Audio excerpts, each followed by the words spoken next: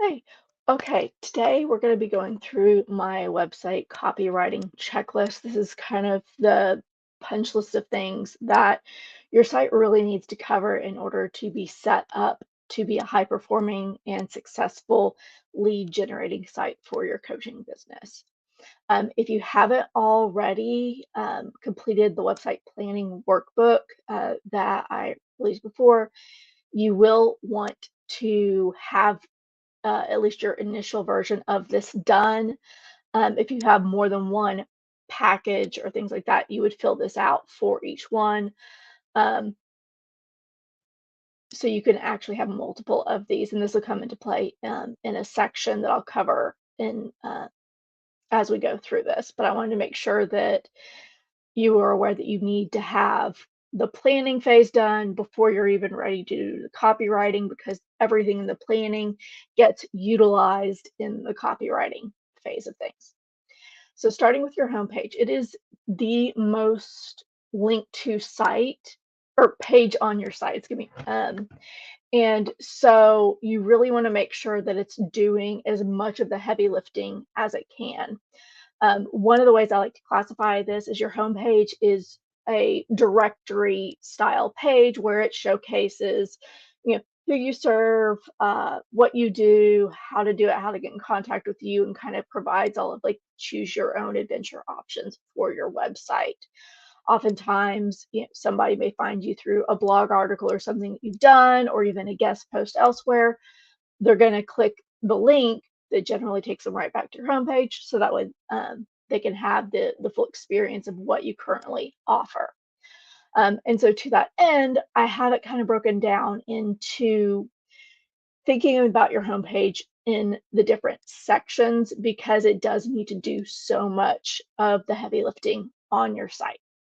So with that, um, there's the hero section. The main goal of this section is that within 5 seconds, I need to know who you help, what you do, why it's helpful to me, and what I need to do to get it, all within that top little section of your site. Some people have larger ones, but essentially it's that first big block section that you've got on your site. And then I'll let you have all the clear check boxes here that you can go through. After that, your homepage really should tell an overall story, which is why we did a lot of the work in the planning, because you're going to pick these elements out. So we hit something really clear, quick, and easy for the people that are ready to just jump in, or maybe been following you for a little bit and they just are ready to finally jump in. And so we make that really easy on your homepage. The next is showcasing that you understand the problem that they've got, as well as using the opportunity to um, explain, why you tackle the problem. We In the planning workbook, there's a belief statement. That's where you can utilize this. Again, the checklist will walk you all the way through each one of them. And again, clarity and being as concise as possible is key here, because people are going to be skimming this, and this list of things is set up in a way that uh, it works well with skimmers, because the idea is that, like, if you're skimming through, you might see a headline and then you'll read the body copy. But by default, people are not going to read all of the words unless you give them a reason to want to do that. So, hero, problem, benefits is really painting that positive outlook. What are you helping them achieve? Because you've already hit the problem and, like, okay, we're not feeling so great about the problem, but like, oh, but there's hope. It's that turning point in the story. And then following that by a section I like to call the unicourse section. If you're familiar with, I'll pull this up just because it'll be easier for some visualization and some fun. If you're familiar with the series Bluey, very popular house, there's an episode called Unicourse where it's basically, and why should I care? Um, which, I mean, cinema aside, really that's what people are asking. And so that's why I call this the unicourse section. And so why does what you do matter to actually solving the problem? Why is their problem really a problem or something that they have to deal with in order to get what they want? Um, and so, as coaches, I know we focus a lot on the desires and needs of our clients, and there could be multiple problems or things that they may not think it's a problem, but really actually is that underlying cause they need to address. And so, this is where you kind of hit those points. Um, the other big key that this section does that I see missing on so many homepages is why you are that best person. Why are you or the best coach to solve the problem for them? It's a chance to kind of showcase some of your vibes. So me sharing kind of like the blue connectors, like, and why should I care? It's like I that's a little bit of my vibe. Also, some of your hot takes, things that you're seeing in the industry that you're like, hey, this is what I see. This is why it's not okay. So that is a good um, place to do it. And so that's really why should I care? Then you're going to start introducing the solution and through that kind of introducing yourself as well as that mentor. So if you're familiar with the Donald Miller book Story Brand, everything is told from the customer journey of the customer is the hero, you're the mentor coming in to help them. And this really reinforces a lot of the planning work that is through that voice and through that angle. Um, Within your homepage as well. Um, Again, headline really is reinforcing that this is what they want. You're positioning yourself as the mentor. This is where you use that understanding and demonstrate some authority to show that you get results. And then that last point is extremely important. Don't skip it. And it's like, and I want to do the same for you. You can word it exactly the same. You don't have to get clever with it. Again, cleverness is going to kill your conversions. Don't be clever. Don't make them think. Like straight to the point. Hit home. Um, and then, so we've done hero, problem. So hero, problem, benefits, which is also sometimes called your value proposition in some circles. Your why should I care section, uh, solution section, and now we're into the very high level version of your process.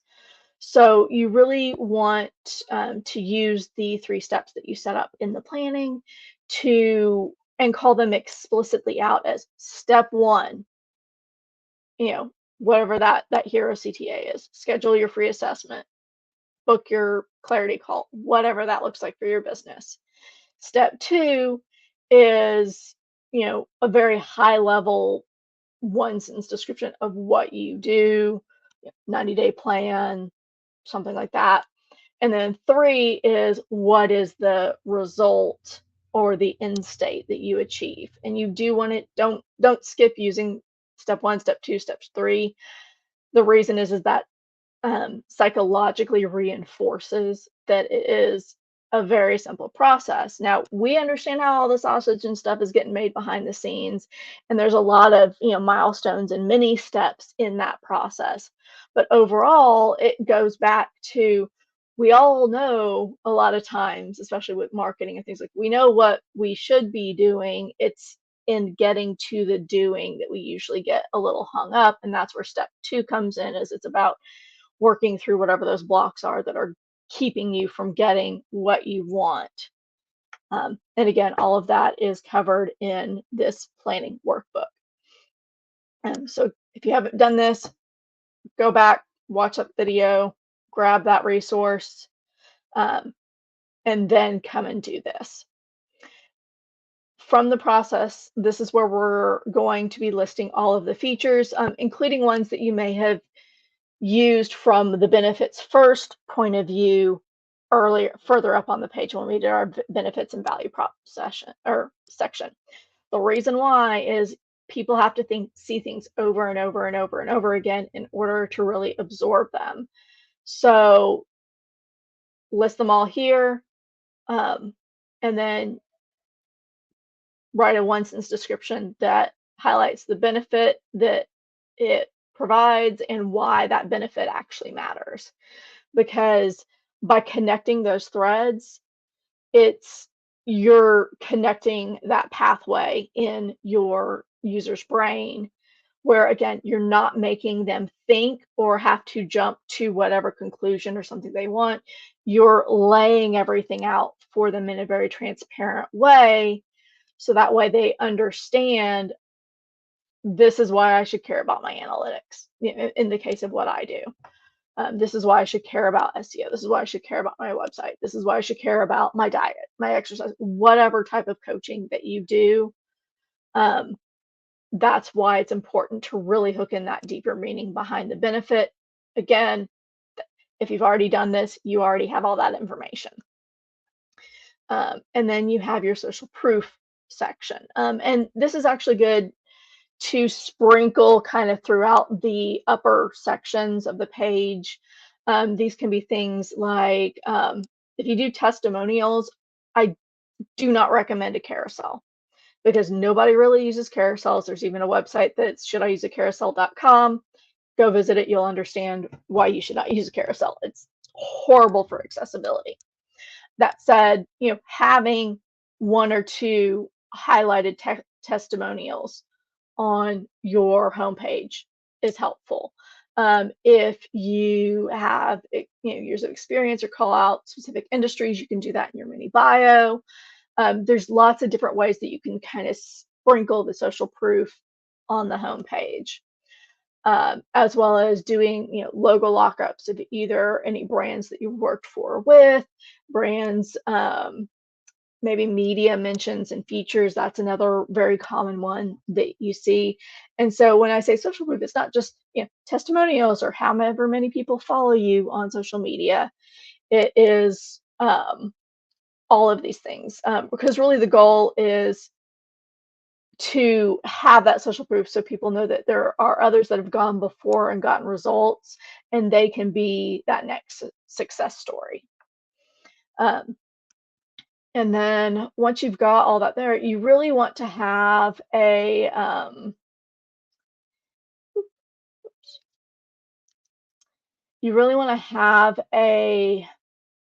fork, kind of fork in the road where you're forcing them to make a decision. So at this point, maybe they've scanned or skimmed all the way down the page, and it is about giving them, because ultimately, if they're coming to you, they have a decision. They can continue to kind of do it themselves, or they can engage with you for, one of your program, whether that's one-on-one services or your group program or your membership. But essentially, you're presenting them that two-option choice.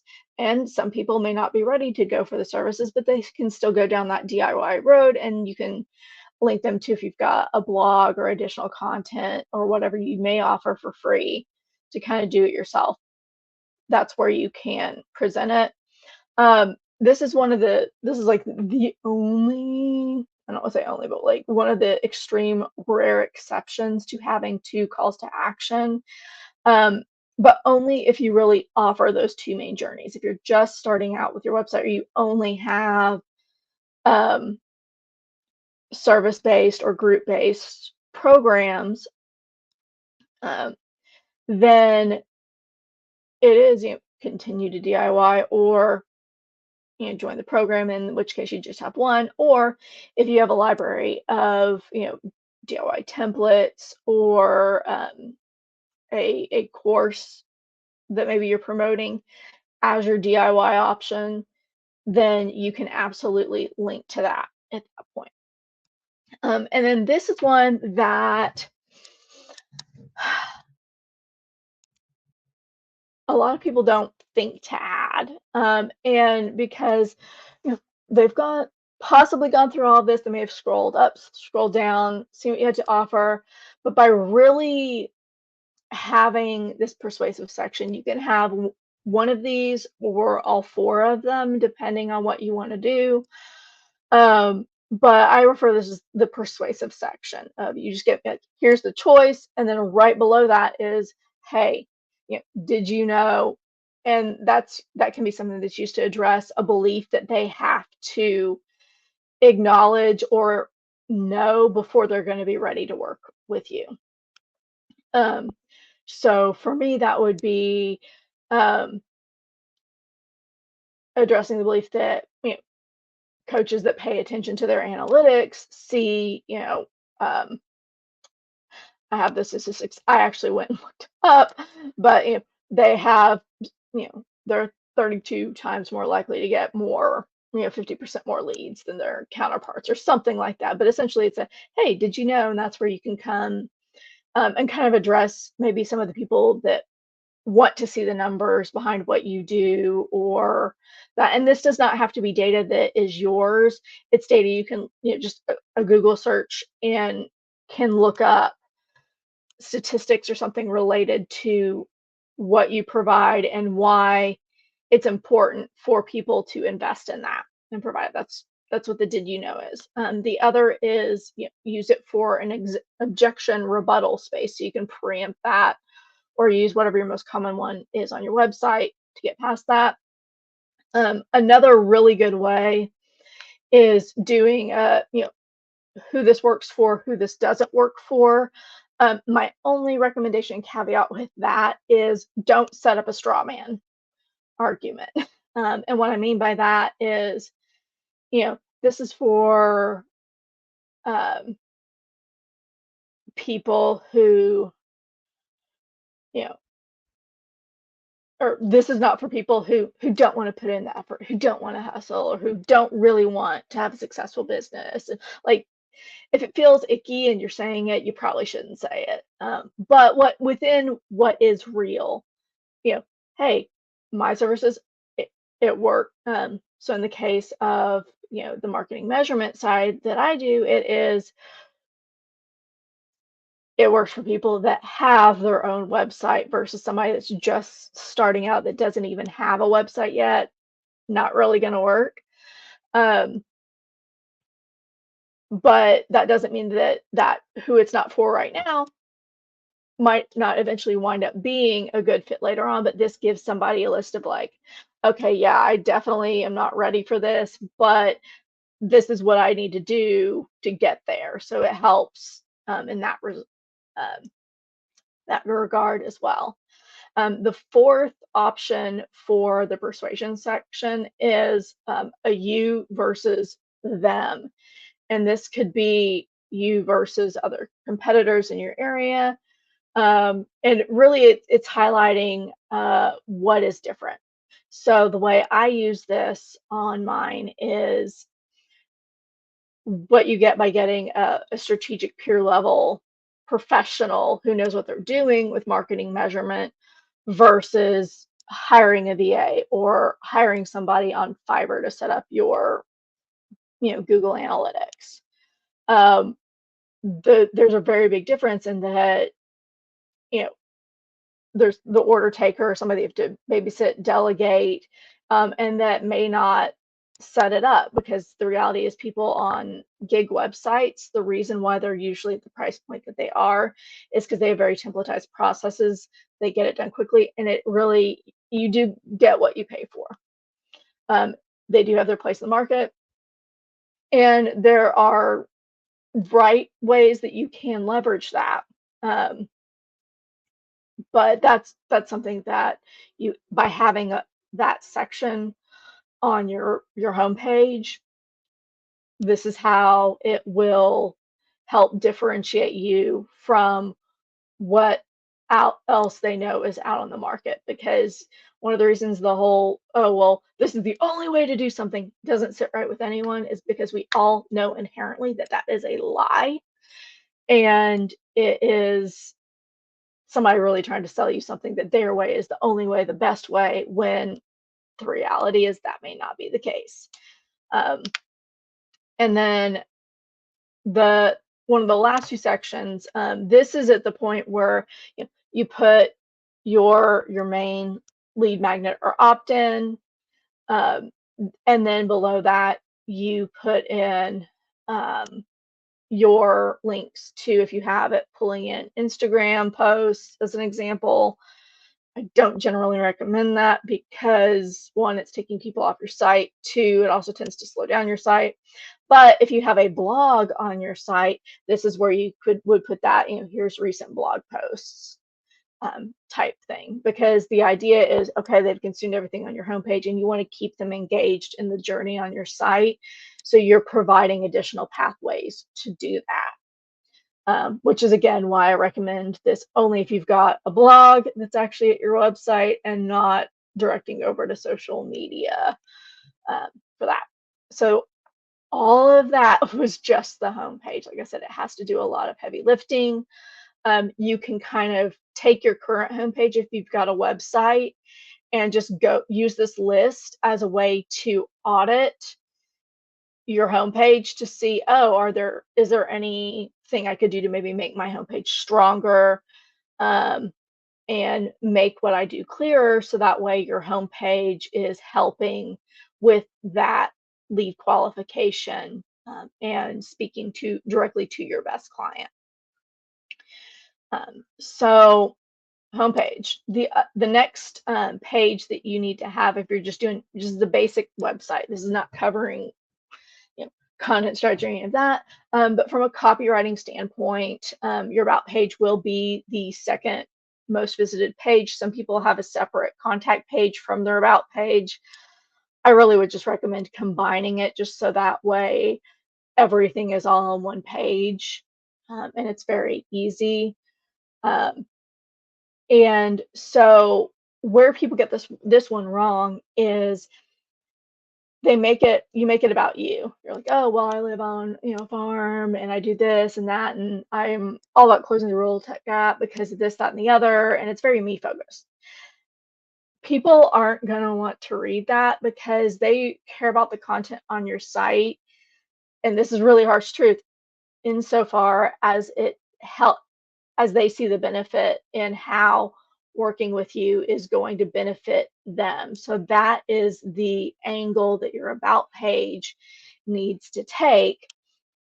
And the main goal of this is it should really reestablish you as the mentor. So this is where you get to expand on that mini bio that you included in the solution section of your homepage. And so client focused headline. You want to have a short understanding paragraph. When I say short, I'm meaning like 2 to 3 sentences max. Same thing with the authority paragraph. Um, out you want to refocus them on the outcomes that they get from working with you, and then end it with that clear call to action of what to do next. Think about your own browsing behavior. Saw this really cool, really well written, well thought out blog article that I might have found through Google or something that was shared on social media. I read it. I was like, wow, this is good. So I go to the person's homepage to see what they do, get all the information about them, and then visit the about page to really see what's there. So if they're doing that, you really want to make sure that's why you have that clear call to action, because they are getting more invested, at least time wise, in getting to know and understand you and considering you as somebody to work with, which is why this really is all your about page needs. It doesn't need to be like, this is why our business was founded, years and all of that. There's places for that type of sharing and type of story. Again, as I uh, one of the big mistakes I see on websites is people being oversharing, overly wordy, and not being focused enough on addressing the clients and speaking to them and what they need and their benefits, um, or the benefits that they can get them toward getting what they want. Um, okay, so I'm going to move on to the next page, and this is there's a lot of controversy on this one online, but think about what you expect to find if you go to somebody's website to possibly look at engaging with them for a service or whatever. generally speaking,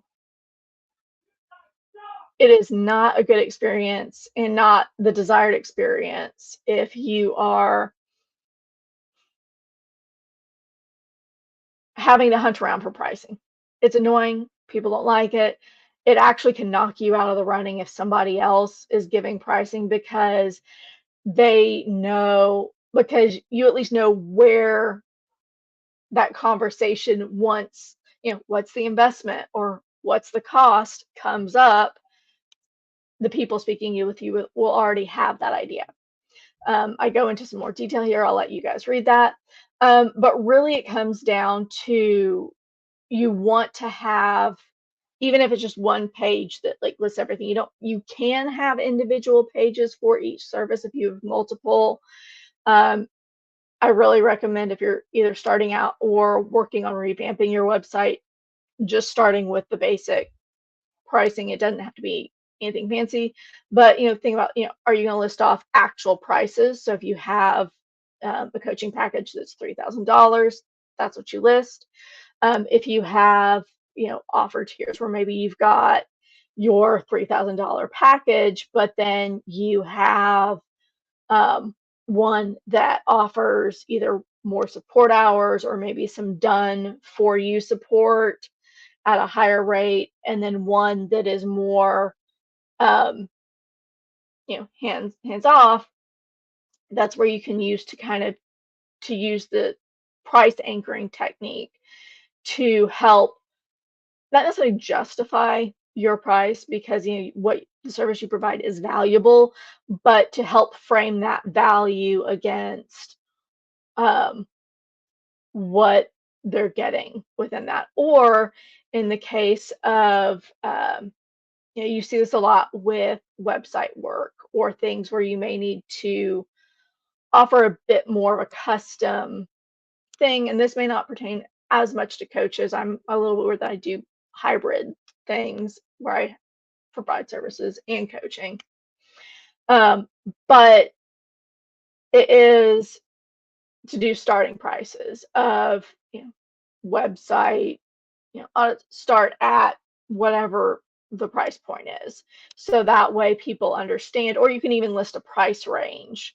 So if somebody's coming in and they're speaking with you, they already have an idea of how much it is going to cost them. So they are not having that sticker shock when you finally get to that point or make that invitation. It allows for higher quality leads because they're already pre-qualifying themselves out or understanding of, all right, this is how much I need to have in my budget in order to take this next step. You can also talk about if you offer payment plans or things like that. Um, that's up to you. But really, you want that, again, it's the clear headline so they know that this is the pricing page or services page. And then speak to the benefits. I cannot hammer on this point enough.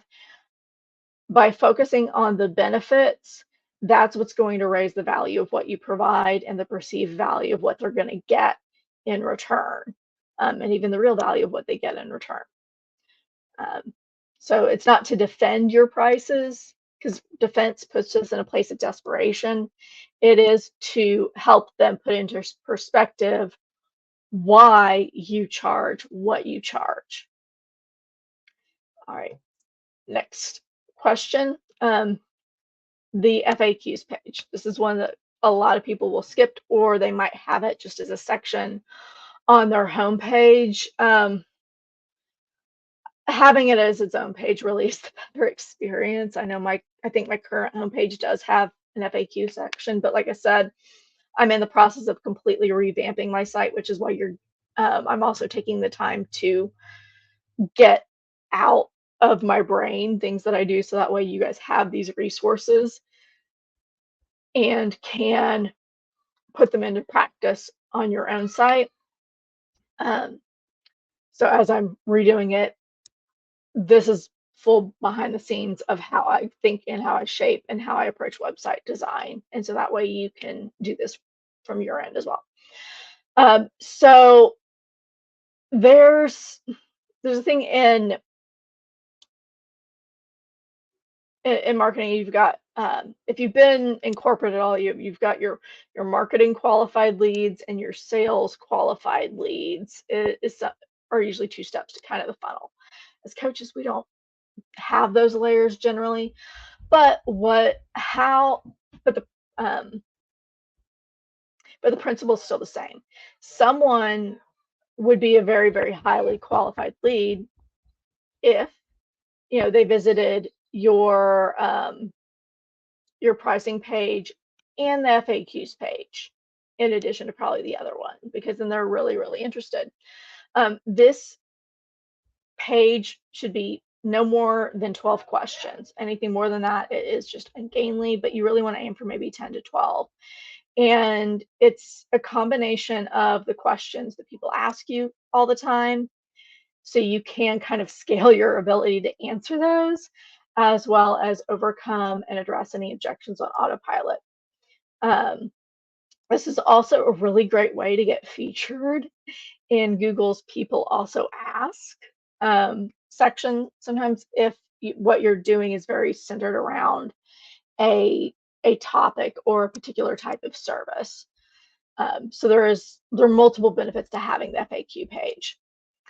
So the idea is you want to gather all of your objections as well as your rebuttals. Again, those are going to be in the website planning document. Rewrite the objection in the form of a question and then use the objection or the rebuttal, excuse me, as the answer. So as an example of, the objection would be like, this costs too much, or, can't, I can DIY this would be the objection. It's like, so can't I, do this myself? Well, yes is the answer. And then, the rebuttal is there's also time to do it and all of this. And then you would essentially pair that. So that's one example of how you would reframe your objection as a question, if they weren't already in that format, and then use your rebuttal as an answer. Write all that out. So the other thing too is with this copywriting checklist, you can create a Google Doc. In my case, I created in my Notion a website copy page where I just have everything in different sections. That is the website copy that I'm working on. Having that copy document gives you something that you can hand to a web designer or website builder, and they have your words that they can put on the page and use those to design. You have to have the copy in place before you design, because copy dictates the design of the page because of how much paragraph has to be available, images, all of that. There's a lot that goes into that. And then you just put them in the order of importance once you have all your questions and answers written out. And so that page will do a lot of legwork. You can also break those out into social media posts and then drive traffic that way to your main FAQ page, which is a really cool way you can leverage that asset more. The final one, and I'm actually going to do a little bit more of a mini training within this section because I think it is so important, is that success stories page. Yes, you want to have that social proof across your homepage and different places on your site, but having things consolidated into one spot and not just limiting it to testimonials, reviews, um, and expanding into case studies if you haven't, is very beneficial. Because with case studies, they're going to hold a lot more weight if they're on the same page as customer word testimonials as well, because, or even if you just incorporate testimonials as part of the case study, that just boosts its credibility and your authority in the eyes of whoever's reading it, just to see an example of what types of results that you can get. Now, you want to get testimonials that actually tell a little bit of the story and the journey that that client took in working with you. And so I have because nobody wants the generic, definitely will work with them again, great experience. That's not a useful testimonial or review. This could also be a good way to get recommendations and things for LinkedIn. If you have some there, you can bring them and use them here. Um, but I've listed a bunch of questions that you can use to set up interviews with clients. To ideally, you would be doing this over video if they're willing, and you just record it, and then you can use that to get the transcript and pull out the sound bites that you need. Um, as well as it also gives you other assets that you can use as part of your marketing and all of that. Um, the other is case studies. And so if you've never done a case study before, there's times to use it and when it works and when it doesn't. If your coaching is all about like getting somebody back to where they were before something happened, um, this is more like utility fix type things of um, and again, I'm including this as an example of whatnot, but like I would say an overwhelming majority, like 90% plus of coaching businesses, you want to include case studies because it highlights what your process gets somebody. It gives people kind of a taste of what it is like working with you. And there's things that make a good case study, and the way to do that is, again, like all of this, it's not centered on you as the business, it is centered on your best clients and how you got them exactly what they wanted, what they needed. And so um, I, I outline more of the details here. Big thing, short and direct. This does not have to be a 10-page thing. In fact, it should not be. You can create a new, if you click on this link, it'll actually create a blank copy of this website planning workbook that you can use specifically to tell the journey of this client. So as an example, like what did your client want? What was the main problem you solved for this client? What were some of the symptoms and what was this causing your client? So you just go back through these different points. You don't have to necessarily go through all of it, but you can follow these to hit the highlights to shape um, how your story comes together, which I also kind of did that here in this last little framework of introduce the client and only include the details that your best clients are going to identify with. They don't need to know if you specialize in uh, tech career coaching, as an example.